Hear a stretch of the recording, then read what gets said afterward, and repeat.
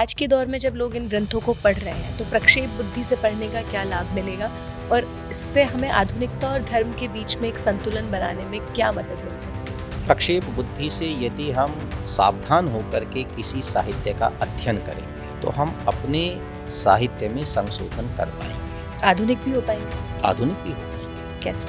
आधुनिकता के जितने सूत्र हैं वो सारे हमारे साहित्य में मौजूद हैं। अच्छा।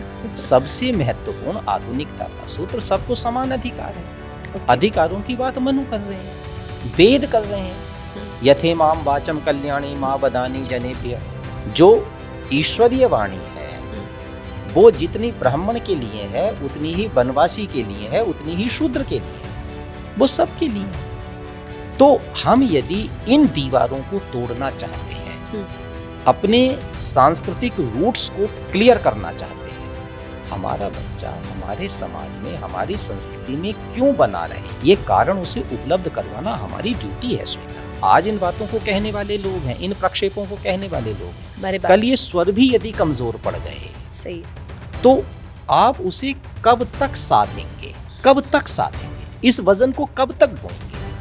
कूड़ा ढोने की मजबूरी हमारे लिए आखिर है क्या? ध्यान रखना, गुरु ब्रजानंद दंडी प्रज्ञाचक्षु थे, ऋषि दयानंद के गुरु थे। उन्होंने एक बहुत ही बेहतरीन फॉर्मूला अपने शिष्य ऋषि दयानंद को दिया था। और वो फॉर्मूला क्या था?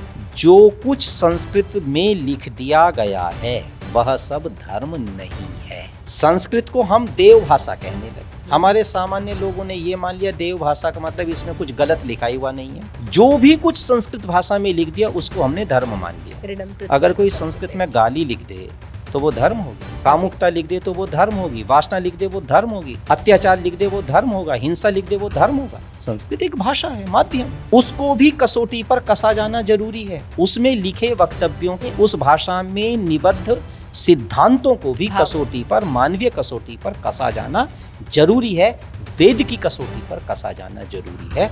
और जब श्वेता हम वेद की कसौटी पर किसी भी वक्तव्य को कसेंगे, यदि वो वेद अनुकूल है तो वो स्वीकार्य है, वेदानुकूल नहीं है तो वो हेय और त्याज्य है। लोग ये तो कहते हैं जो स्मृति श्रुति के अनुसार नहीं है उस पर ध्यान देने की आवश्यकता नहीं।